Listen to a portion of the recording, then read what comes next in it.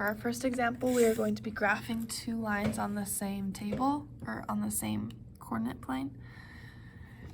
I'm going to make a table for this first one. I'm going to plug in 2 points, 0, and I'm going to plug in a 4 because it will cancel out the denominator. Negative 5 divided by 4 times 0 plus 1 is 1. Then I scroll through and change it to a 4. And I'm going to show you really quick. If I use like 3 or 2 or 1, they give me decimals. That's why I used the number 4 to plug in, because it wasn't a decimal. 0 up 1, positive 4, down 4.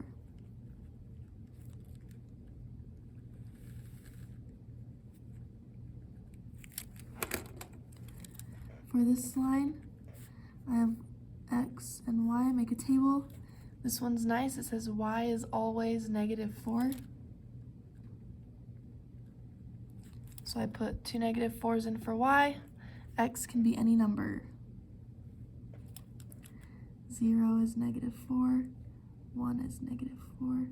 So based off my 2 points, I know it's going to be a horizontal line.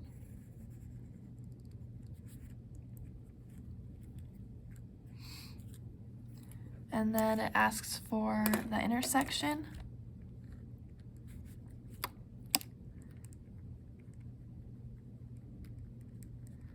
The intersection is at positive 4, down 4.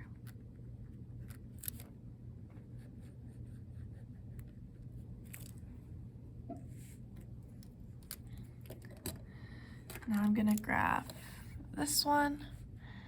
X, Y. I'm going to plug in 0 and 1 because I don't have to worry about fractions on this one. Negative 3 times 0 plus 3. Plug in a 1. 0, 3, 1, 0. It would follow that same pattern.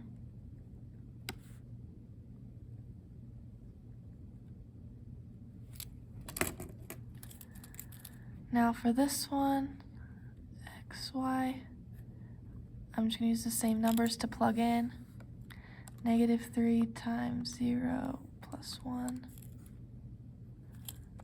Plug in a 1, and it's negative 2.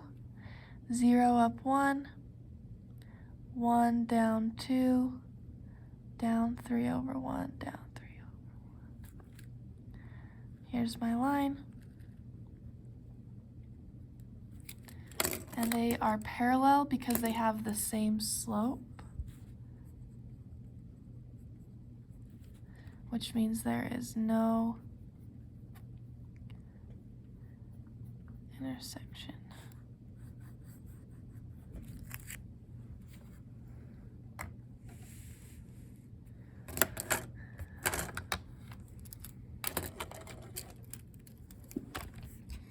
X is 3.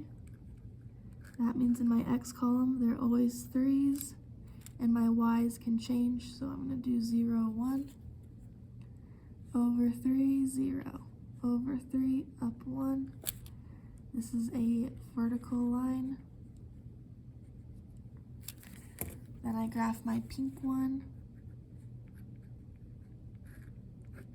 It has a fraction in it, so I'm going to plug in 0 and 3 because of that denominator. Negative 2 thirds times 0 plus 1 is 1. Plug in a 3, and we get negative 1. 0, 1, 3, down 1.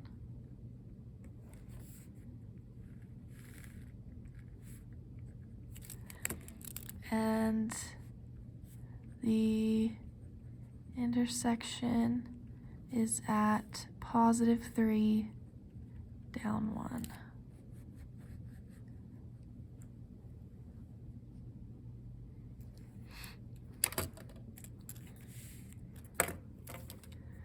First table, I'm going to plug in 0 and 1.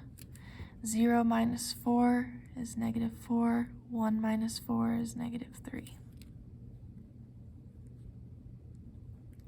I would continue my pattern going up 1 over 1.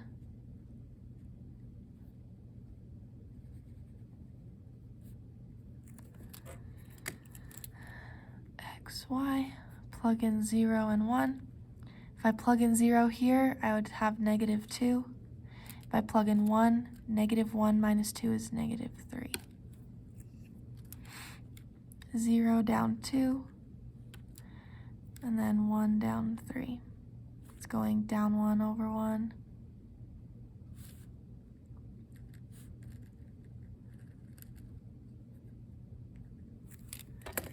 This one's intersection is at positive 1 down 3.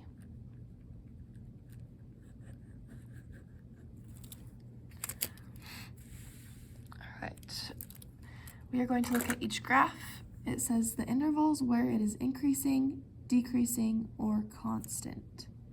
So I'm going to do increasing first. From here, I lied. Increasing, decreasing, and constant. Okay, so from here to here, which is 11, 12, 13. This section is decreasing because the graph's going down.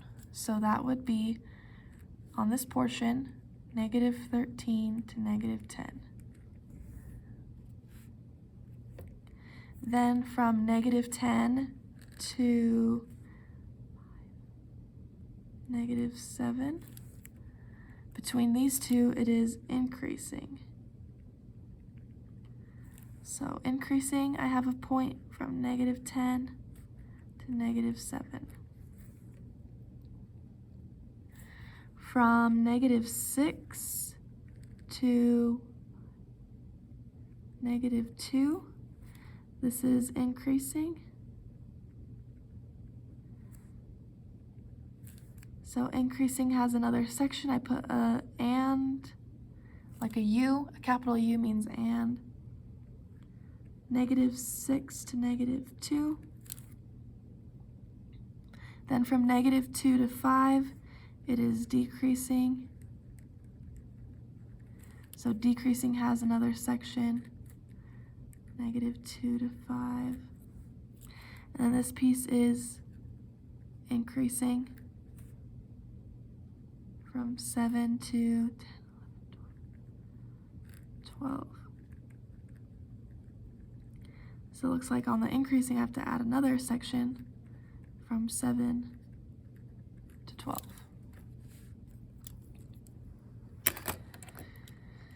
Identify if it has a minimum or maximum.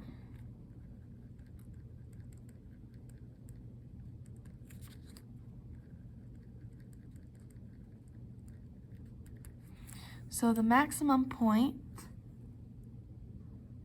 is right here. It's the highest point at negative 7 up 8. This point right here. Negative 7 up 8 is the maximum. Then when I look for a minimum, there are actually two. The minimum is at negative 6 up 1 and positive 5 up 1.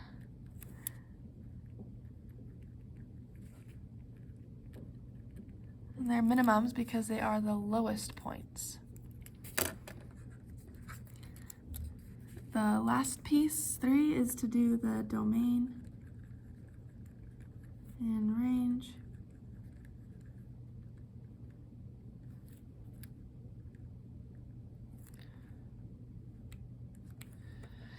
So the domain on this one is going to be kind of weird. It would be -13, comma, -7. Then there's a gap, right? There's no pieces filled in between them. -6, it filled in, filled in, filled in, filled in until 5. Then there's a gap. And then from 7 to 12 for the domain. Those are all the x values that work. Now for the range, the smallest value it can be was +1. And the highest, I want to make sure there aren't any gaps. So 1, 2, 3 has points on it. 4 has points on it. I think there's a gap here. I'm gonna check.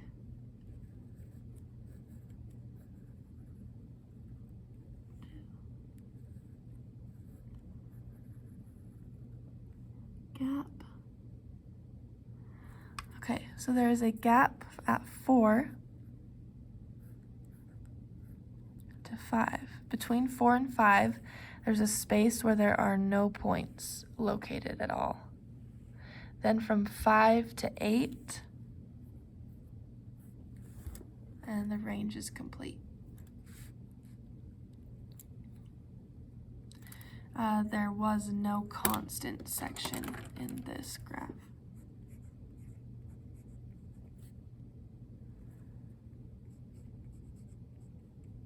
Does not exist.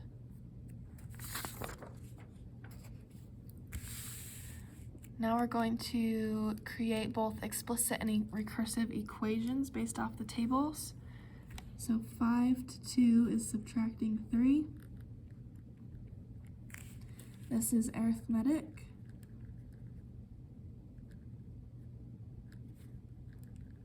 Which will be linear. So my first term is 5. And then f of n is equal to f of n minus 1. This is what we would enter on the computer for the recursive. Then the explicit, I start out with a 5.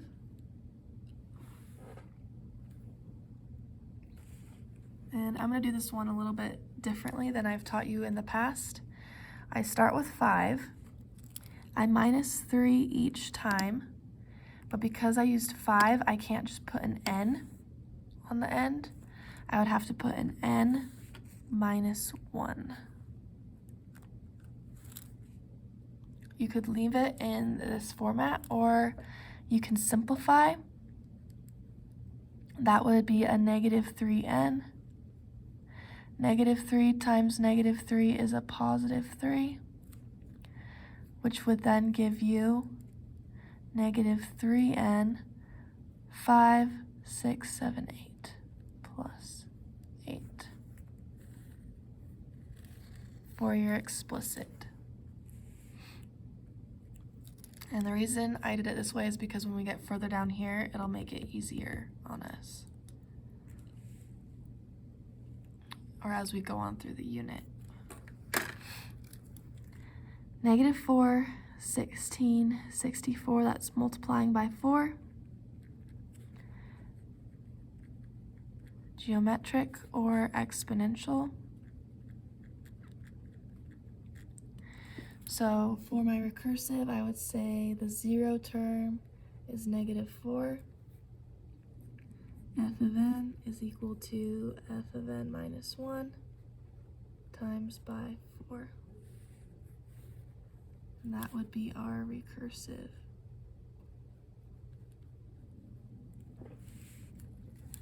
Then for the explicit,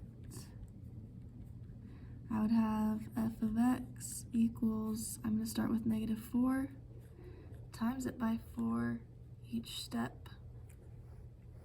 And then I would minus 0 in the power, but I don't need to put it because 0 doesn't affect anything. If I had written it as starting with negative 16 multiplied by 4, then I would have to put x minus 1. If I had chosen to do negative 64 times 4, then I would have to put x minus 2. So you could pick any of those. All of these represent an explicit formula for this table. Negative 13 to negative 5 to negative 1. This one is, let's see, negative 13 minus a negative 5 would be minus 8. But then that one would be minus 4. So let's see, and then if I multiply it, that doesn't work. So this one is neither.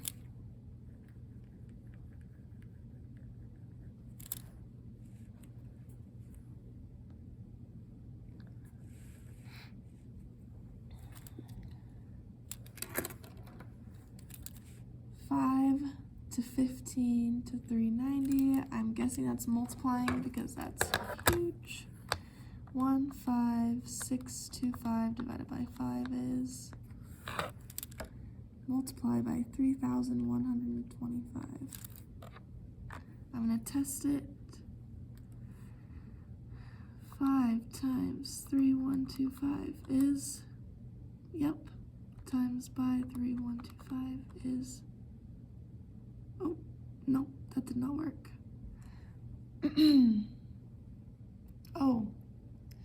Oh goodness, I did something weird.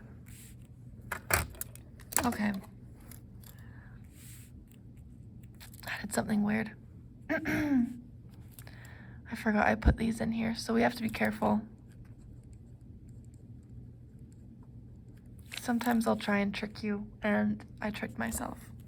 So, in my table, it goes 0, negative 13, 1 is missing, 2 is negative 5, and 3 is negative 1. So there's a missing gap right here. Minus 4 is correct.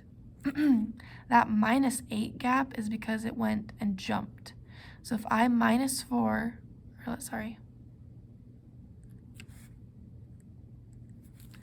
if I added 4, I would have negative 13 plus 4 is, and then if I do plus 4 again, I get the negative 5. So that's why that first jump was a plus 8, was because there was a piece in the table missing. Because it's adding 4, it is arithmetic, which would be f of 0 equals negative 13. Add 4 each time. And the explicit would be, I start with negative 13 and I add 4 each time, but because it's the 0 term, I can just put an n on it.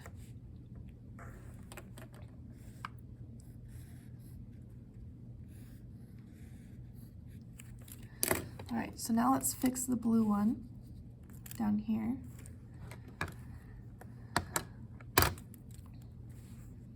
So I'm given 2,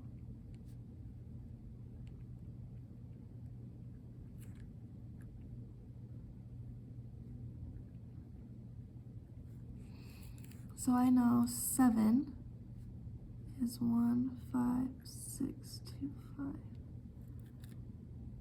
8 is gone, 9.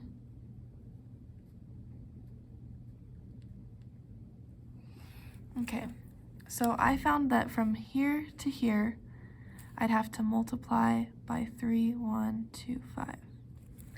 But because the jump was 1, 2, 3, 4, 5, it skipped 5 steps, I would have to do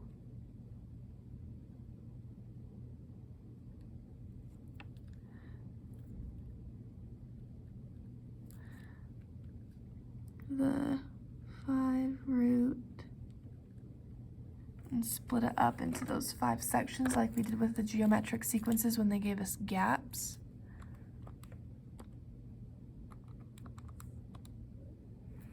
So each step is multiplying by 5.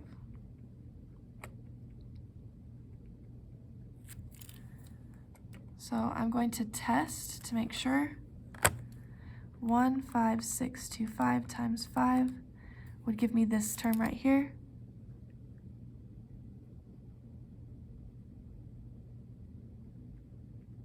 And then I'm going to times by 5 again, and it is correct. So geometric, that means it'll be my second term was equal to 5. F of n minus 1 would be multiplied by 5.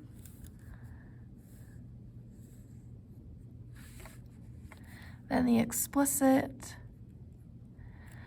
if I start with 5, multiply by 5 each time, I would have x minus 2 in my power. And my last table is nice. It's not a tricky one. It goes 1, 2, 3. It is adding, no, add 6 doesn't work. Times by 2.